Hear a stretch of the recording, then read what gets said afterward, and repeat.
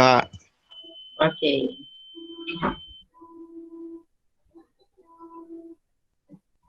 Okey dah. Jadi kita tengok berdasarkan soalan pertama muka surat 20 kertas 2, ini adalah soalan yang bertahap aras rendah dan mudah.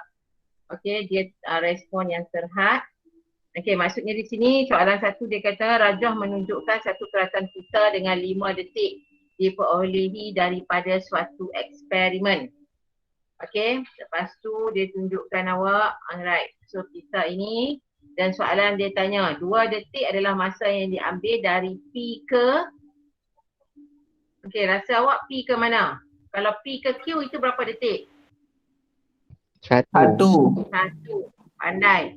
Kalau dia mula dengan P, so jangan duduk buat Q dengan R, tak boleh. Sebab dia dalam periksa kadang-kadang kita kosongkan. 2 detik adalah masa yang diambil dari. Kalau dia kosong dia buat dari dot, dia nak boleh jawab, cikgu jawapan dia P ke R ataupun Q ke S ataupun R ke T. Faham tak? Tapi yang ni tak. Sebab dia dah tulis dah ni P ni, dia dah tolong tulis dah kat awak. Jadi awak tak boleh sorry. Okey, jadi awak tak boleh nak ulang lah kan. Okey, so seterusnya ayat yang berikutnya, pita detik yang awak buat tadi adalah untuk menentukan apa? Dia bagi 2 kotak kan? Betul tak? Dia bagi 2 kotak. Okey, so awak write yang mana? Dia suruh write ke dia suruh pangkal? Saya Soalan suruh write kan suruh pangkal? right. Right kan? So jangan duk galak-galak pergi tulis pangkah tau. Lah ni pemakahan dia straight. Dulu asalkan awak buh tanda lah, ada orang pergi pangkah, ada orang write, ada orang pergi buh titik, kita bagi markah.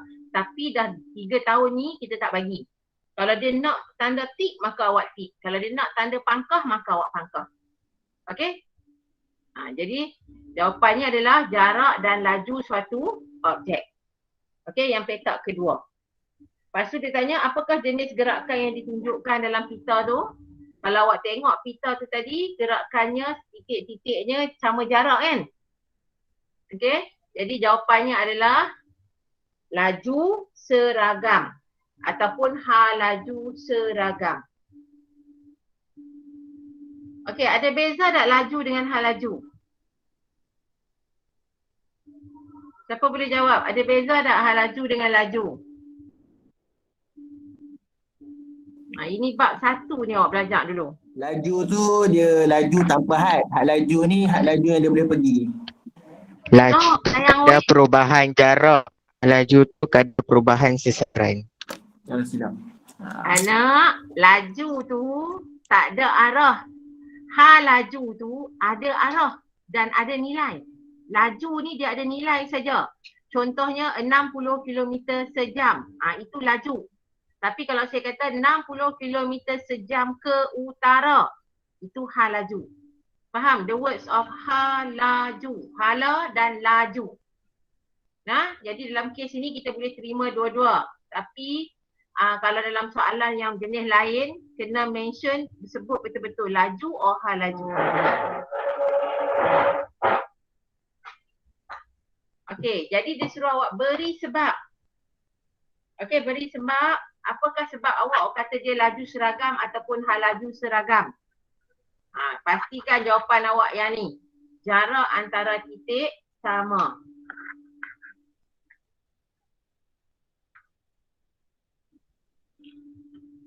Okey, cikgu bagi masa untuk awak semak.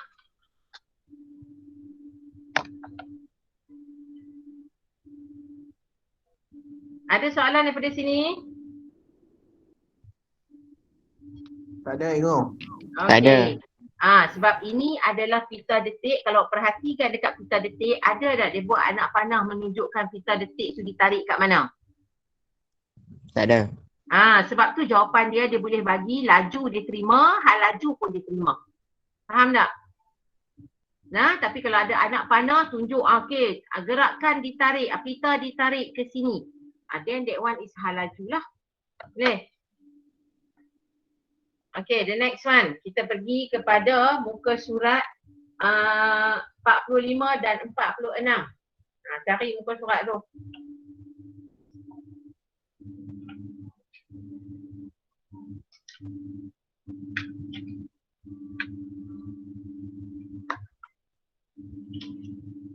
Okey, tajuk ni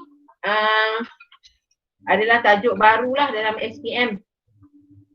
Okey, gambar ni rajah 3 menunjukkan kit daya memusat awak buat kan hari tu dalam makmal kan yang awak pergi duduk kat tengah padang tu. Betul? Okey. So ini eksperimen dia. Lepas tu dia tanya dekat awak, soalan pertama, namakan daya yang mengakibatkan penyumbat getah bergerak dalam satu bulatan dengan kelajuan malar. Daya. So apa daya dia? Daya memusat. Daya memusat, betul. Okey? Jawab macam ni. Okey, seterusnya soalan kedua dia kata, dalam rajah 3, ni dia sebut rajah 3, cikgu yang tak label tepi ni tau. Dia sebut rajah 3, soalan cikgu ada dalam periksa, cikgu akan sebut lukis pada rajah 7.1. Lukis pada rajah 8.2. So, kalau 7.1, 8.2, cari rajah yang betul. Jangan salah lukis. Faham tak? Okey, dalam kes ini saya kata dalam rajah 3, lukis arah daya. So, kita tengok, nampak anak panah cikgu tunjuk ni. Okey, awak boleh tulis, awak boleh buat atas tali pun tak ada masalah. Ni atas tali ni awak buat anak panah. Okey, tak ada masalah. Alright, so seterusnya, ini melibatkan kiraan. Sekiranya, ni salah hijau ni. Sekiranya jisim penyumbat getah ialah 30 gram, dia jari bulatan 1.2 meter, kelajuan adalah 8 ms. Negatif 1 ataupun 8 m per s. Okey, untuk ini cikgu galakkan awak tulis kat tepi ni. M sama dengan 30 gram. Lepas tu R sama dengan 1.2. Lepas tu penyumbat getah B sama dengan 8. Cikgu galakkan awak tulis supaya awak tahu nanti awak akan buat lagu mana kan. Okey, macam kes ni jawapan dia dah keluar. Daya memusat ataupun F itu adalah 0.03. Macam mana main 0.03? Kita bagikan 1000. Sebab saya punya saya punya nilai ni jisim saya dalam gram. Dalam fizik, unit SI bagi jisim adalah kilogram. Faham tak? So should be sini kalau awak nak mudahkan cerita, awak buat 30 per 1000. Sama aja nilai akan dapat. Faham tak?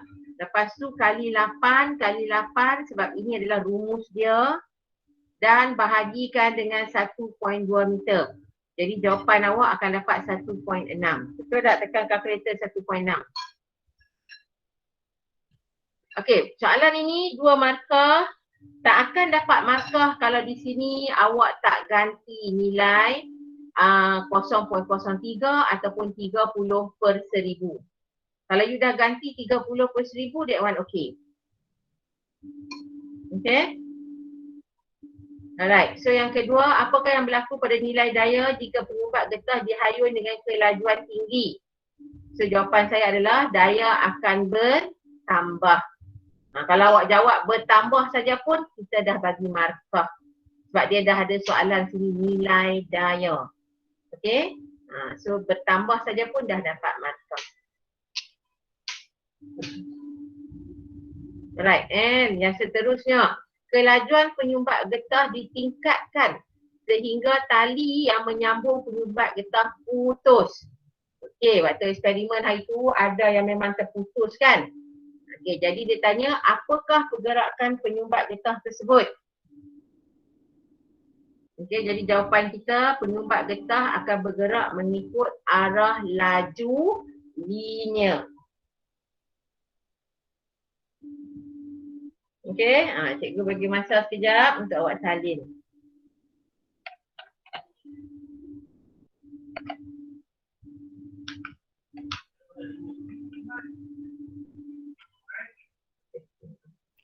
Cikgu, Ya. Wani nak masuk. Oh ya ke, Sat-Sat?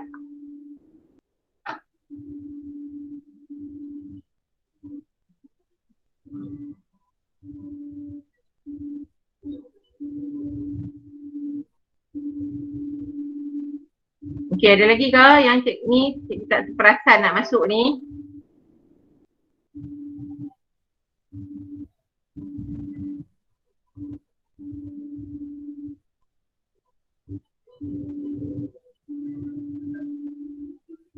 Okey, nampak balik tak slide cikgu? Nampak. Okey. Dah salin dah check dah jawapan, dah tulis dah jawapan tadi yang awak mungkin tak tepat ke apa benda ke? Dah. Okey. Kita pergi seterusnya.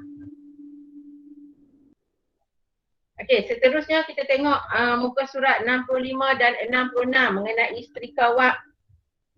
Ni ada setengah rumah ada ni, betul? Mak awak beli setrika wak yang sama macam ni.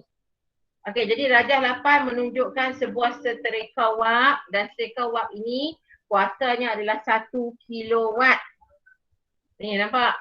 Setrika wak macam ni. Lepas tu dia tanya soalan, apakah yang dimaksudkan dengan kuasa setrika wak 1 kilowatt tu? Right, betul? Jadi jawapan yang betulnya adalah setrika membekalkan tenaga haba sebanyak 1000 joule dalam 1 saat. Okey, membekalkan tenaga haba. Kena sebut tenaga haba. Okey, sebanyak 1000 joule. Perkataan joule ini kena sebab this one is 1 kilo. 1 kilo bermaksud 1000. Kalau dia buat dekat awak 1.5, then awak kena jawab kat sini berapa? Adakah 1000 lagi? Tak. Kena jawab 1500. Faham tak? Dan yang ni pula mesti dalam 1 saat ataupun sesaat. Sesaat tu maksudnya satu lah. Se tu satu. Okey. Yang ni cikgu nak habat dekat awak, cikgu tanya. Tapi bukan tajuk ni lah. Bukan pasal yang ni je. Cikgu akan kau soalan lain lah. Okey, seterusnya dia tanya setrika wap itu digunakan selama 3 jam untuk setrika pakaian. Okey, lepas tu hitung jumlah tenaga yang diperlukan dalam unit joule dalam tempoh 3 jam tu. So dia nak tenaga haba. Tenaga adalah E. Betul? Okey, so kita tengok perhitungannya. Q, sini kita gunakan tenaga haba. Q sama dengan PT. Pasal apa PT? Okey, P ini adalah power. Power itu kuasa sebab awak dibagi 1 kilowatt. Masanya adalah 3 jam. Tapi kenapa banyak no 60 ni? Okey, yang ni adalah 3 jam. Daripada jam nak tukar ke minit, darab 60. Daripada minit nak tukar ke saat, darab lagi 60. Kita mesti buat dalam saat sebab masa unit SI-nya adalah saat. Bukan minit, bukan jam, bukan tahun. Faham? Okey. Power dia 1000 betul sebab dia adalah 1 kilowatt kita tukar kepada 1000. 1000 watt ni bersamaan dengan 1000 joule per saat. Itu maksud dia. Sebab tu bila awak kira dia dah tak ada perkataan saat dah. Dia tinggal joule je. Tenaga, unit for tenaga adalah joule.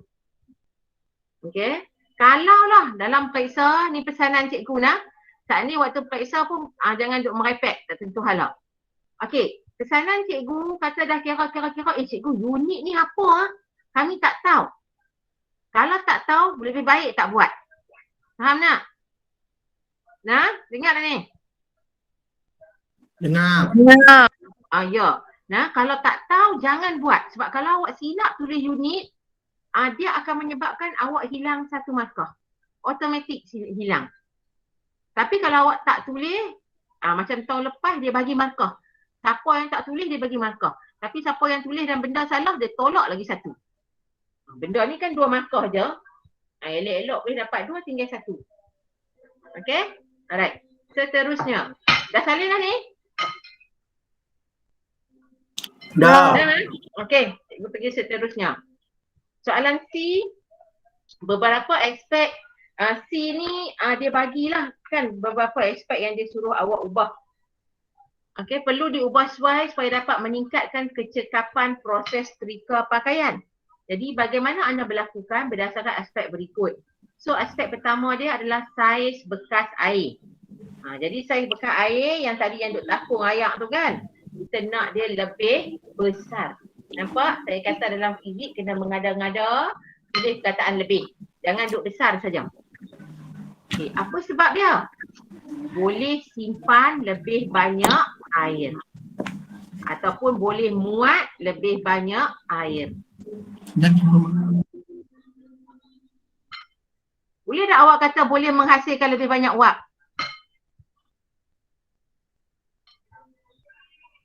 Rasa-rasa boleh tak awak jawab boleh menghasilkan banyak wap? Boleh.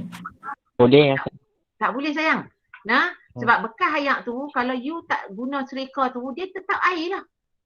Nah, sebab wap tu nanti dia keluar dekat nozzle tu. Nozzle tu panggil apa tu? Muncung keluar wap tu. Nah, sebab muncung tu yang ada heater kat situ yang menyebabkan wap awak keluar. Dan tempat ayak tu tak ada tau. Jadi jangan di sini. Sini kita reject. Kalau awak kata boleh mengeluarkan lebih banyak wap, kita akan reject. Nah. Jadi kalau awak jawab ataupun awak tak jawab, buat nota tepi tu sikit. Jangan sebut pasal wap. Okey, yang kedua. Bilangan lubang pada muncung keluar wap. Lubang tu, kita nak mestilah lebih banyak lubang. Jawapan dia lebih banyak lubang. Awak sebut lebih banyak pun dapat markah dah. Okey, sebab apa? Boleh keluarkan lebih banyak wap. Yang ni fungsi dia. Okey. Dan yang ketiga, saiz lubang pada muncung keluar wap. Di sini saya nak saiz dia lebih kecil. Sebab apa? Saya nak menghasilkan semburan halus. Kalau awak pilih muncung saiz lubang besar, awak boleh bayang tak apa jadi pada kain awak nak serika tu? Dia hembus banyak pun. Basuh lah betul.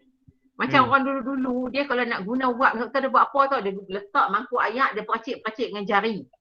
Jadi bertempek-tempek lah ayak tu. Lepas tu nak kering jenuh lah. Faham tak? Jadi kita nak saiz yang lebih kecil supaya menghasilkan semburan halus. Dia kalau semburan halus tu awak rasa lembab-lembab saja tapi tak basah. Faham tak? Itu bezanya nah. Ayat ini dia kena berfikir. Sebenarnya fizik awak banyak tengok aktiviti di luar dan awak kena berfikir. Kalau awak nampak mau awak buat apa-apa semua, awak tanya kenapa. Kadang-kadang dia mungkin jawab dalam kehidupan harian tapi awak relatekan dengan apa yang awak belajar dalam fizik.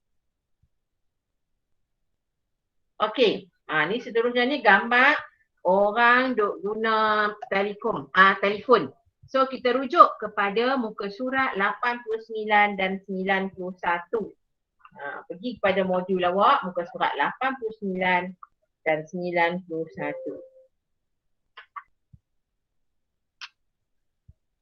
Okey, dah buka modul? Dah. Okey, bagus. So, apa cerita dia hari ni? Ini adalah bahagian B. Okey, ini adalah untuk bahagian B. Bahagian B ni dia adalah kalau esei dia melibatkan apa? Pipi saya ke pus? Pipi saya. Pipi saya nah. Jadi bahagian B nanti dalam periksa ada 2 soalan. Jangan duk galak pergi jawab dua-dua pula. Pilih salah satu. Faham tak? Pilih salah satu. Kalau awak jawab 2 tu, betul banyak tu nampak benar apa tengok buku dengan beraya-raya. Tapi kalau nak jawab juga bolehlah cikgu akan write juga mana-mana markah yang tertinggi. Yang tu cikgu akan kira. Faham? Sebab ada setengah orang dia yang ni dia boleh jawab sikit, sekarang ni boleh jawab sikit tapi kita tak ada markah kombinasi, tak ada. Okey, kita akan pilih mana yang tertinggi iaitu nombor 9 dan nombor 10. Nanti dekat arahan soalan baca elok-elok. Okey, jadi budak ni dia bercakap dengan telefon mudah alih, jadi dia tanya, apakah maksud gelombang elektromagnet? Jadi jawapan awak adalah gelombang yang terdiri daripada medan elektrik dan medan magnet yang berayun secara serenjang. Yang ni wajib berayun secara serenjang antara satu sama lain. Okey, dalam buku teks ada tak?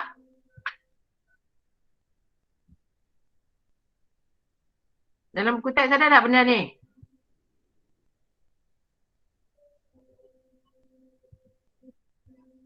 Dia ada dituliskan. Mungkin awak dah juga belajar daripada sebelum ini. Okey? Ni awak kena jaga. Sebab soalan tadi cikgu masuk webinar untuk matematik daripada seorang guru cemerlang daripada Kedah. Dia berbincang mengenai format peperiksaan. Awak punya SPM matematik masuk bab daripada form 1 sampai form 5. Form 1 tu kod mana pun kita boleh tanya walaupun cikgu awak tak sebut. Jadi hampa kenalah rajin-rajin bawa cikgu tu berbincang. Tapi soalan fizik saya dimaklumkan oleh penggubah-penggubah soalan, mereka tak akan keluar tajuk tingkatan yang bawah-bawah tetapi menggunakan ilmu form 1, form 2, form 3. Tapi soalan dia tak tanyalah tajuk yang sebelum-sebelum ni awak belajar di form 1, form 2, form 3. Okey, ni dah salin dah jawapan ni? Dah cikgu. Okey. Kita tengok pula seterusnya. Okey, soalan seterusnya yang ni awak rujuk ni lah. Okey, awak rujuk sebab soalan PPS, sila rujuk soalan. So kita kembali pada soalan, awak dikehendaki menyiasat ciri-ciri stesen pemancar. Okey, di sini dibagi 4 stesen pemancar iaitu P, Q, R dan S. Dan kita ada 4 ciri. Okey, ini adalah PP saya, perkara, pilihan dan sebab. So, kita tahu markah ada 10 markah. Right, so sebelum nak buat jadual, tengok dia punya soalan. Terangkan kesesuaian setiap ciri pemancar untuk digunakan menghantar isyarat ke telefon mudah alih. Tentukan stesen pemancar yang paling sesuai digunakan dengan selamat untuk mendapatkan isyarat yang jelas. Okey, stesen pemancar selamat yang tu sila highlight. Lepas tu isyarat jelas sila highlight. Ini adalah perkara yang dia nak. Okey, so kita buatlah 3 kolom macam cikgu selalu duk ajak. Dan inilah cadangan. Kalau awak tengok sini, color merah gelap lah, merah sederhana lah, color pink lah. Itu adalah point yang awak boleh tulis. Tapi dekat pilihan keluar tak macam-macam? Dekat pilihan keluar lah jawapan macam-macam? Tak. Tak ada kan? Jangan duk pergi mereka dekat pilihan ni keluar macam-macam pula. Okey, perkara ni saya ambil daripada tajuk dalam jadual. Tajuk dalam jadual 4 tu. Tajuk dia adalah frekuensi. So, saya tulis balik frekuensi. Tajuk hal laju. Saya tulis balik hal laju. Kedudukan pemancar. Saya tulis balik. Jenis saya tulis balik. Ini adalah jenis gelombang. Okey, jadi pilihan saya, frekuensi saya mesti lebih tinggi. Sebab apa? Ini keluar bila dalam tajuk apa-apa pun. Frekuensi lebih tinggi sebab dia mempunyai tenaga yang lebih tinggi. Okey, frekuensi lebih tinggi maksudnya mempunyai tenaga yang lebih tinggi. Okey, frekuensi ni dia berdasarkan awak punya amplitude. Okey, lepas tu kalau tak ingat tenaga ni, awak boleh kata kuasa penembusan yang lebih tinggi. Okey, maksudnya dia dapat menembusi mungkin dinding, itu. Okey, lepas tu hal laju dia kita pilih juga lebih tinggi. Sebab dia boleh menghantar maklumat dengan cepat. Ataupun kita boleh kata tenaga lebih tinggi. Ataupun bila dia laju, dia boleh merambat lebih jauh. Okey, maksudnya kalau sebelum ni dia merambat 20 km, mungkin dengan hal laju yang lebih tinggi dia akan pergi sampai 40 ataupun 60 km. Faham? Itu. Ini sebab ni kadang-kadang dia mengikut logik. Tapi janganlah duk ikut logik yang menggunakan istilah yang tak betul. Istilah kena logik, kena cerdik pilih. Okey, kedudukan pemancar pula kita pilih lebih tinggi. Kalau awak tengok selalu pemancar dia duduk dekat tanah ke dia duduk atas bumbung macam Astro awak tu. Bumbung. Atas bumbung kan, itu elok lah, paling tinggi dia lah bagi rumah kita. Tapi kalau untuk pemancar besar, selalunya dia akan letakkan di atas bangunan yang paling tinggi ataupun dia letakkan di atas bukit yang paling tinggi. Okey, apa tujuan dia? Mengelakkan halangan. Okey, kalau lebih tinggi dia kuranglah halangan. Okey, jenis gelombang. Ingat ni, kita akan gunakan komunikasi, jangan pergi kata gelombang radio pula. Faham? Kalau gelombang radio pun tak dengar apa. Dia mesti gelombang mikro. Jangan duk ingat, cikgu gelombang mikro ni dalam microwave kah? Dia bukan yang tu saja, Ana. Tengok spektrum elektromagnet awak. Okey, jadi apa tujuan dia guna gelombang mikro? Sebab dia boleh merambat lebih jauh. Okey, dan dia tidak memerlukan medium untuk merambat. Awak mungkin boleh pilih yang kedua, tidak memerlukan medium untuk merambat. Sebab mungkin awak dah jawab dekat hal laju ni lebih tinggi, merambat lebih jauh. Kan nak mengelakkan ulang jawapan yang sama, awak boleh pilih yang bawah lah. Okey, dah salin Okey, jadi pilihan saya ikut cerita ni adalah, rasa pilihan saya pilih yang mana ni? Stesen pemancar Q. Q lah, betul tak? Alright. Micro ultrasound tu kita out. SO ultrasound kita out. Lepas tu kita tengok kesalahan kedudukan pemancar, satu tinggi, satu rendah. Itu yang menyebabkan kita reject R. Okey tak? Soalan ini saya kata belajar tolak yang awak tak berkenan. Contoh macam P, kita tak berkenan frekuensi rendah. Okey, lagi satu jenis gelombang dia ultrasound, salah. Lagi satu hal laju dia rendah. Okey, kalau S pun kita reject. Yang tu lagi teruk, semua rendah. Okey, jadi tinggal Q dengan R, dan yang memisahkan Q dengan R adalah pada kedudukan pemancar. Alright, soalan PPS ni adalah awak reject dulu, baru awak tetap hati nak pilih yang mana. Okey, dah salin dah ni?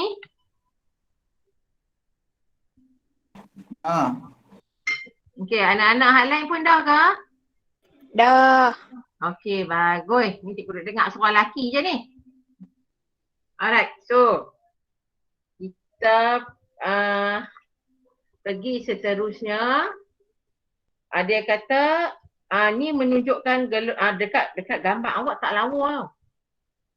Sebab saya photostat tu dia lupa kot nak highlight terangkan benda ni. Jadi rajah ni menunjukkan sebuah ketuhar mikro. Okey. Jadi ni gambar dia hak lawa sikit dalam, saya ambil daripada internet terus, so dia lawa. Alright, jadi dia kata sini terangkan bagaimana makanan mampu dipanaskan dalam ketuhar. Berapa markah sini, cek? 4. 4 kan? Boleh jawab dalam point tak? Boleh. Boleh, sangat dialu-alukan. Okey, kalau bio mungkin tak boleh. Betul? Bio cikgu Farabi kita boleh tak? Tak tahu. Ampun ni biar betul. Okey, kalau yang cikgu tahu, cikgu Azura kata bio kalau nak point dia mesti yang jelas. Tapi turutan dia mesti turutan yang betul. Nah, awak tak boleh. Kalau macam fizik, dia tak kisah sangat hang punya turutan tu. Tapi bio dia ikut turutan. Maksud cikgu ikut turutan ni adalah awak kena suap nasi dalam mulut. Lepas tu awak akan rasa kenyang. Betul? Dia ikut turutan. Jangan rasa kenyang dulu baru nak suap nasi. Faham tak? Itu maksud cikgu ikut turutan. Tapi fizik tak kisah. Jangan silapkan cikgu dengan cikgu bio. Okey, jadi poin satu saya yang ni. Sinaran elektromagnet berfrekuensi tinggi dipancarkan. sebenarnya kat sini dah ada 2 markah. Yang pertama saya nak sinaran elektromagnet, yang kedua berfrekuensi tinggi. Faham? Di sini dah dapat 2 markah dah ni. Okey, ada tak dalam mana-mana ayat awak keluar perkataan ni? Memancarkan sinar elektromagnet ke, ada tak? Ataupun memancarkan sinaran berfrekuensi tinggi, ada tak? Kalau ada boleh dapat 1 markah dah. Tapi kalau ada sinaran elektromagnet berfrekuensi tinggi, boleh write 1, write 2. So dapat 2 markah. Okey, sebab ini kita cerita bila you on ketuhar ini yang dapat. Okey, poin yang kedua. Okey, dalam ketuhar ni bila awak memasak, mestilah ada air kan, betul tak?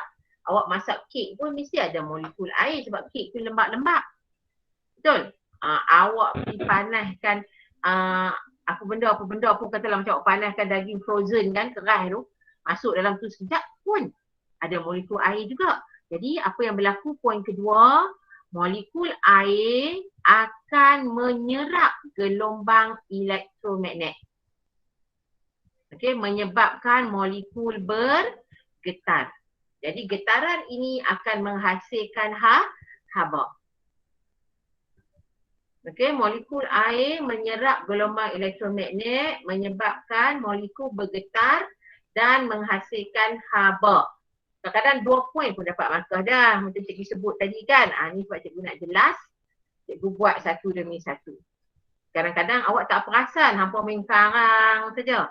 Tapi in fizik, dalam fizik, lebih baik kita tulis poin macam ni.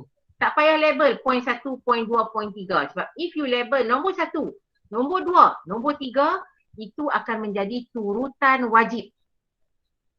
Faham tak maksud turutan wajib?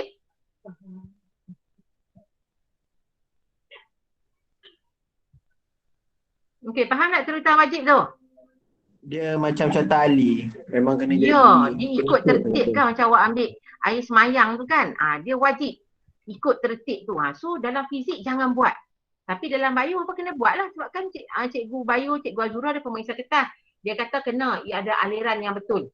Nak buat dalam poin tak ada masalah dia kata. Tapi make sure ayat itu lengkap dan mengikut aliran dia. Macam awak ambil air semayang tu, wuduk tu. Okay, so settle lah. Ada yang duk salin lagi kah? Tak ada. Okay. Seterusnya kita tengok soalan E. Soalan E, satu gelombang mikro mempunyai panjang gelombang 3/10 kuasa negatif 2. Laju dalam vacuum yang ni kemudian disuruh hitung.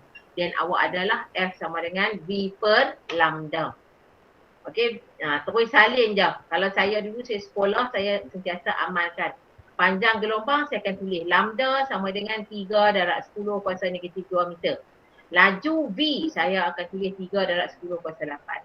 Baru saya boleh fikir formula apa saya nak pakai. Sebab zaman saya sekolah dulu, formula tak bagi. Awak bernasib baik, formula diberi.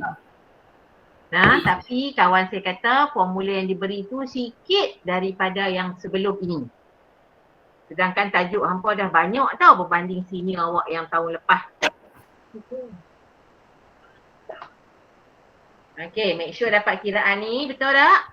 Ada masalah tentang mengira? Okay lah? Tak ada. Alright. So, nombor 2. Apabila gelombang mikro melambat dalam air, apa yang akan berlaku ke atas frekuensi, panjang gelombang dan laju? Ada berapa perkara dia tanya? 3. Kan? So 3 poin kena keluar. Macam yang ni ada 2 markah. Markah diberi bila awak ni. Awak tulis. Katalah formula F sama dengan V per lambda ni, formula ni tak ada di muka depan. Waktu SPM nanti, yang ni dia bagi markah. Tapi kalau dalam muka depan ada, kita bagi markah dekat sini. Dekat sama dengan yang kedua dan markah kedua pada sama dengan yang terakhir. Sini pun sama, kalau tak tahu unit Hertz ni, tak tulis pun tak apa. Faham? Okey, kita tengok yang seterusnya tadi tu. Pertama, frekuensi dia apa yang berlaku? Frekuensi tetap sama. Frekuensi kekal boleh ke? Boleh. Frekuensi kekal boleh, frekuensi tetap sama boleh. Frekuensi tidak berubah pun boleh. Tapi jangan kata tak ada apa-apa berlaku pada frekuensi. Tak boleh. Nah, bila you kata tak ada apa-apa, sebenarnya macam-macam berlaku tau. So dalam kimia pun sama, you tak boleh sebut tiada apa-apa berlaku. Tak boleh. Right? So jaga, ayat ini adalah satu pantang dalam sains. Frekuensi tetap sama, frekuensi kekal kekal ataupun frekuensi tidak berubah. Okey, yang kedua, panjang gelombang. Panjang gelombang berkurang. Dan akhir laju kelajuan juga berkurang. Sebab masuk dalam air, betul, yang ni dalam vacuum. Vacuum tak ada rintangan. Tapi bila air, kita ada partikel-partikel air yang menghasilkan rintangan. Sebab tu panjang gelombang akan berkurang, kelajuan akan berkurang. Cikgu, kalau apa panjang pula? Ni kelajuan gelombang menjadi lebih perlahan boleh ke? Boleh. Cikgu. Janji you sebut kataan itu. Kelajuan perlahan. Okey, kita tengok seterusnya bahagian C. Muka surat patah balik pergi depan pula. Muka surat 70 dan ke 72.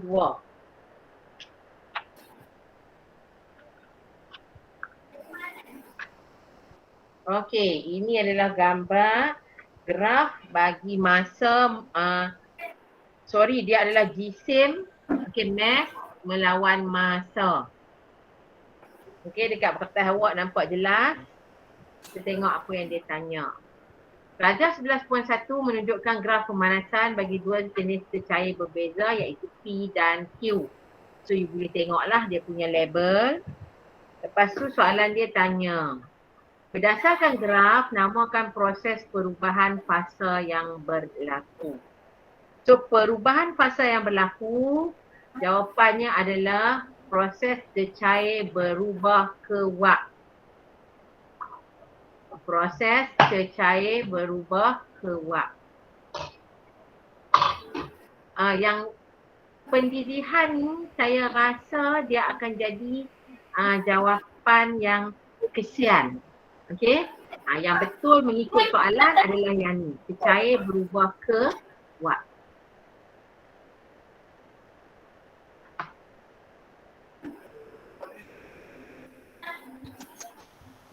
Okey, seterusnya kita pergi kepada berikutnya.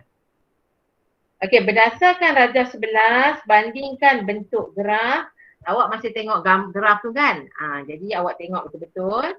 Jadi dekat sini, awak dikehendaki membandingkan bentuk graf bulat. Bentuk graf bulat, kena bulat. Dalam periksa mesti bulat. Jangan duk susah hati, nanti soalan kami jadi huduh. Biar huduh soalan tapi awak punya jawapan betul. Okey, ni poin satu. Yang kedua adalah masa diambil. Bulat masa diambil. Okey, lepas tu masa diambil untuk apa tu? Cecair menjadi wap. Masa diambil adalah perkara yang kedua. Seterusnya jumlah tenaga haba. Ini adalah yang ketiga. Jumlah tenaga haba. Bulatkan benda ni. Lepas tu dan jisim. Bulatkan jisim. So ada berapa benda yang bulat dalam ni? Ada berapa benda bulat? 4. 4. Bagus anak-anak. Sebab dalam ni dia nak 5 markah. So awak mesti ada 4 poin nak cerita dan satu lagi yang kelima. Namakan konsep. Jadi bulatkan perkataan konsep. Yang ni soalan ni dia bagi dekat awak poin sangat jelas. Kalau awak tak boleh dapat markah penuh, kita tak tahu lah nak bak-bak macam mana. Kan? Yang ni dia sangat jelas. Ada setengah soalan dia bagi sangat longgar. Bandingkan perubahan yang awak dapat lihat kepada graf tersebut. Ambil hang. Kalau dia bagi yang tu jenuh. Lepas tu namakan konsep yang terlibat. 2 je dia bagi. Faham? Kalau dia bagi dua macam tu pun tetap awak kena tengok. Okey, graf ni cikgu jisim melawan masa. So mesti ada cerita pasal jisim. Okey, graf cikgu dia ada melibatkan masa. So dia mesti ada masa. Bentuk graf nampak dia melengkung berbeza, mesti ada cerita. Lepas tu yang tenaga ni kadang-kadang kita tak nampak. Okey, tapi bila dia menyebabkan pendidihan maka dia mestilah melibatkan haba. Menyebabkan pembekuan pun melibatkan haba.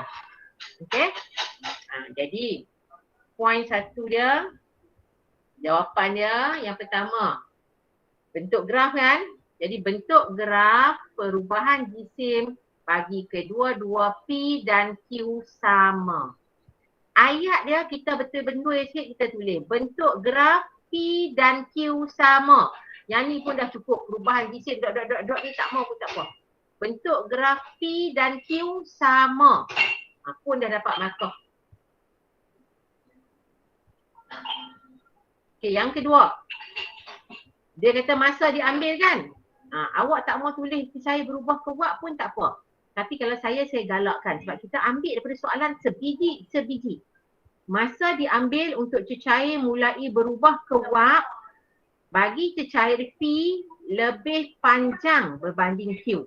Kalau cikgu buat lagu tu, cikgu suka tulis dulu ayat dalam soalan. Lepas tu baru saya jawab. P lebih panjang daripada Q. Ataupun nak jawab macam ni pun boleh. Okey, seterusnya. Tadi jumlah tenaga kan? Jadi kita kata sini. Kalau orang kata jumlah tenaga yang diperlukan pun boleh. Maksudnya cecair P memerlukan lebih banyak haba pendam. Ataupun jumlah tenaga yang diperlukan oleh cecair P lebih banyak berbanding Q. Dapat markah dah check. Betul dah, dulu saya biasa buat teknik menjawab dengan awak macam tu kan. Yang tu diterima. Yang ni sebab jawapan skema, ada skema betul yang nak tulis. Okey, last sekali mengenai yang keempat tu, jisim. Jadi jisim cecair P, kita tak habaq berubah tak apa. Jisim cecair P lebih banyak berbanding Q. Jisim cecair P lebih banyak berbanding Q. Okey, konsep last sekali. Ini adalah konsep pendidihan. Awak jawab konsep pendidihan pun dah dapat markah dah.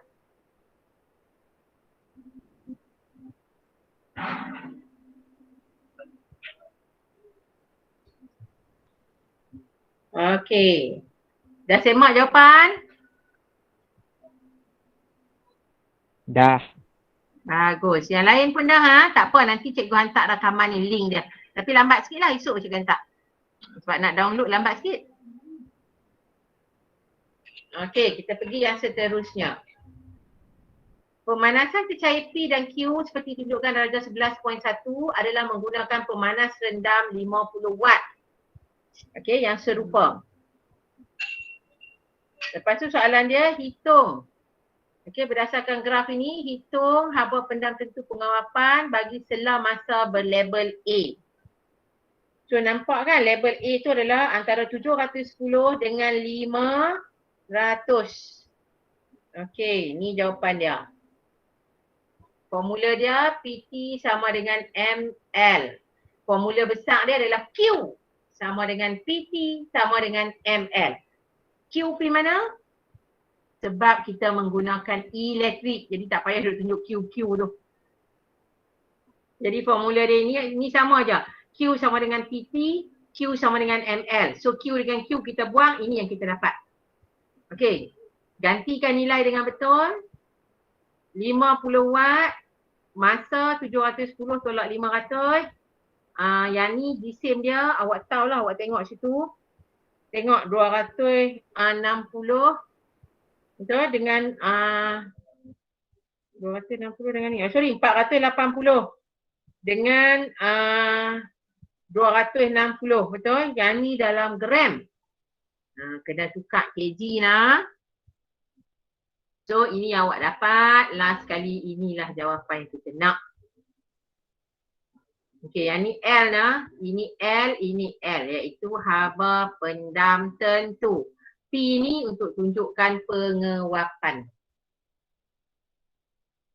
Okay, yang kedua, hitung haba pendam tentu bagi cecair Q, iaitu yang lebih ke bawah tu.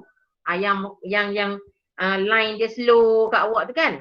Jadi masa dia kalau kita tengok masih sama kan. Okey, jadi jawapan dia masih lagi formula yang sama. Sebelah ni semua sama tapi belah ni yang lain.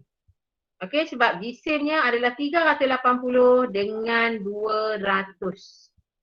So 380 per 1000, yang ni 200 per 1000. So this is what happened. Okey, kalau tengok markah yang diberi, markahnya adalah 4 markah. So 2 dekat atas, 2 dekat bawah. Dan akhir sekali, inilah jawapan yang awak dapat.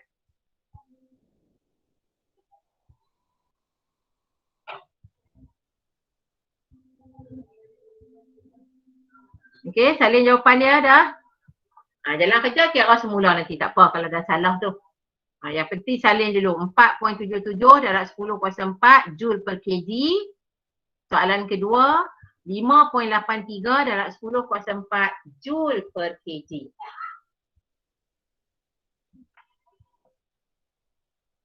Okey. So kita pergi soalan yang terakhir. Raja 11.2, surujuk raja menunjukkan sebuah periuk tekanan yang boleh memasak dengan cepat. Yang ni adalah bahagian C. So dia adalah push. Perkara, ubah suai dan sebab. Okey, soalan ini tak ada pilihan. Waktu periksa hanya ada satu soalan, so wajib jawab. Okey, ni periuk tekanan dia. Macam kes ini, saya rasa tahun pertama untuk abang-abang awak dia mungkin tolong. Tapi awak adalah batch yang kedua, mungkin dia tak tolong. Dia buat macam cikgu, dia label kat sini saja. Dia tak ada bagi point dekat tepi 1, 2, 3, 4. Dia buat kat sini. Yang ni ada yang tak termasuk ni, dasar periuk. Awak tengok nota awak lah, nah. Tengok modul awak. Lepas tu kita ada mengenai penutup. Okey, jadi dia kata sini, menggunakan pengetahuan tentang konsep pemindahan haba, cadang reka bentuk periuk tekanan yang boleh memasak dengan cepat. Highlight perkataan memasak dengan cepat dalam nota, bulat. Bulatkan, memasak dengan cepat. Lepas tu bulatkan perkataan selamat. Okey, kenapa kena bulat? Dalam fizik, untuk kes ini, bila dia dah habaq nak masak dengan cepat, nak selamat, jangan duduk bagi dalam sebab awak, oh sebab dia selamat. Oh sebab selamat digunakan. Boleh memasak dengan lebih cepat? Tak boleh. Sebab memang tak boleh tiru soalan cikgu. Kena fikir jawapan lain. Okey, so kita tengok pilihan jawapan yang cikgu cadangkan di sinilah. Yang ni lupa nak jeledapkan. Okey, jadi perkara ubah suai sebab 3 kolom, jenis bahan pemegang saya tengok kat sini. Handle of pot. Betul? Pemegang periuk. So saya tulis itulah. Nak tulis pemegang periuk pun tak apa. Lepas tu sini body of pot. Badan periuk. So boleh tulis badan periuk. Okey, kalau tengok sini dekat label awak hanya ada 4. Markah 10 kan? Jadi awak ambil lah mana-mana. Kalau pemegang ni cikgu pun tak tahu nak cerita apa dah lagi ni. Kan? Tapi kalau tang badan saya boleh cerita badan ni dia kita boleh buat lebih gelap. Kita boleh kata dia mempunyai muatan haba tentu yang rendah. Okey? Lagi satu kalau nak buat lagi kita boleh kata catkan warna hitam sebab dia akan membantu menyerap haba lebih cepat. Okey, jenis bahan pemegang kita akan pilih bahan yang mempunyai muatan haba tentu tinggi. Okey, ni satu pilihan jawapan. Ada yang terfikir jawapan ni? Okey, ada terfikir tak? Siapa yang terfikir jawapan ni? Ada. Okey, awak kalau yang tak fikir tu, fikir apa jawapannya? Pendapat Bahan abang. pemegang. Okey, kalau saya akan kata bahan pemegang ubah suai buat daripada penebat lah. Sebab apa? Tidak mengkonduksikan haba. Kalau itu jawapan saya, maka sebab saya lain sikit lah. Tidak mengkonduksi haba. Faham tak? Kalau ada jawapan tu boleh right je. Tak ada masalah. Dia boleh dapat markah 1, boleh dapat markah 2. Cara right tau kan. Yang ni markah 1, sini markah 2 partner dia. Okay, so jawapan lainnya awak boleh kata bahan mempunyai muatan haba tentu tinggi. Jadi pemegang tidak panas. Semasa memasak ni nak jawab tak menjawab suka hatilah. Okay, badan periuk saya boleh kata ubah suai lebih tebal. Kalau awak tengok periuk memasak yang dalam go shop tu semua periuk tebal-tebal. Betul tak? Okay, jadi sebab dia periuk dapat menahan tekanan yang besar. Kalau yang tebal itu maksudnya you isi benda-benda yang berat pun dia tak pecah lah. Ataupun lagi satu, kalau lebih tebal dia tahan haba tinggi. Mana-mana. Dua ni jawab mana-mana. Tapi kalau untuk awak nak dapat idea, salinlah dua-dua. Ni idea kan. Okey, badan periuk pula, badan dia mesti mempunyai muatan haba tentu yang rendah. Janganlah kata cikgu badan dia kita buat daripada besi. Besi berkarat lah. Faham tak? Awak boleh kata bahan yang mempunyai muatan haba tentu yang rendah. Ataupun awak boleh kata kalau dah blank sangat, diperbuat daripada konduktor. Okey, konduktor supaya dia lebih mengkonduksi haba. Tapi sepatutnya dalam tajuk haba, kita kena jawab macam ni lah. Mempunyai muatan haba tentu rendah, periuk akan lebih cepat panas. Yang ni saya rasa dalam nota saya bagikan. So better you check you punya notes lah. Okey, dasar periuk pula di sini dia kata bahan lebih tumpat. Sebabnya dia nak periuk lebih stabil ataupun periuk itu tidak terbalik. Okey, bahan lebih tumpat boleh. Kalau nak kata dasar periuk menggunakan logam yang mempunyai ketumpatan rendah pun boleh. Jadi jawapan dia sama je. Dia lebih cepat panas. Dasar periuk ni dia lebih terbuka pilihan jawapan. Okey, lepas tu periuk mempunyai penutup periuk ni, penutup dia. Okey, sebab ini adalah periuk tekanan, kita mesti ada pengunci. Okey, kalau siapa biasa tengok go shop tu yang periuk Primada lah apa benda tu kan. Dia mesti ada pengunci wap. Sebab dia supaya wap itu tidak terbebas keluar. Okay, bila ada wap, maka suhu kita akan lagi tinggi. Okay. Alright, so ini adalah Kalau saya kata mempunyai injak pelepas tekanan.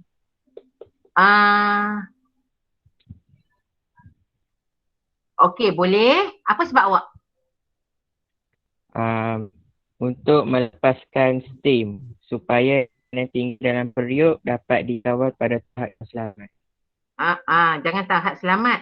Awak tulis tu kan, untuk melepaskan steam bagi mengelakkan periuk itu pecah ataupun kita kata meletup. Boleh?